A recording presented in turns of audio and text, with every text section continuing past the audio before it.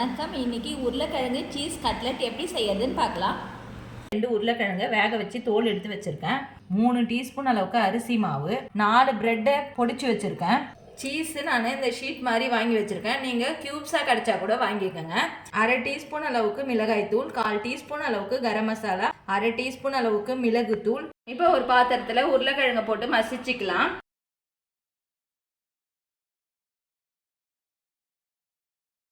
தேவையான அளவுக்கு சால்ட்டு சேர்த்துக்கிறேன்.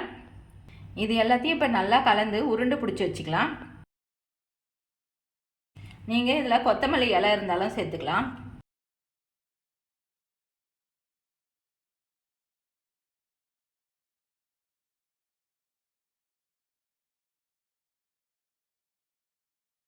இப்போ பிசைஞ்சு வச்சுருக்க உருளைக்கிழங்கை சின்ன சின்ன பாலாக ஊற்றிக்கலாம்.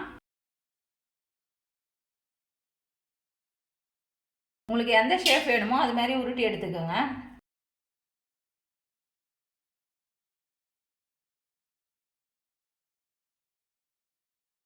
வச்சுட்டு க்ளோஸ் பண்ணிக்கோங்க.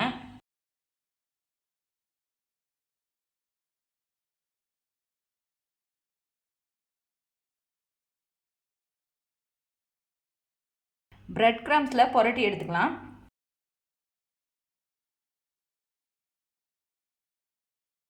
இதே மாதிரி எல்லாத்தையும் ரெடி பண்ணிவிட்டு எண்ணெயில் போட்டு பொரிச்சு எடுத்துக்கலாம். இப்போ எல்லாத்தையும் உருட்டி வச்சுட்டேன். மிதமான சூட்டில் இருக்க எண்ணெயில் போட்டு பொரிச்சு எடுத்துக்கலாம்.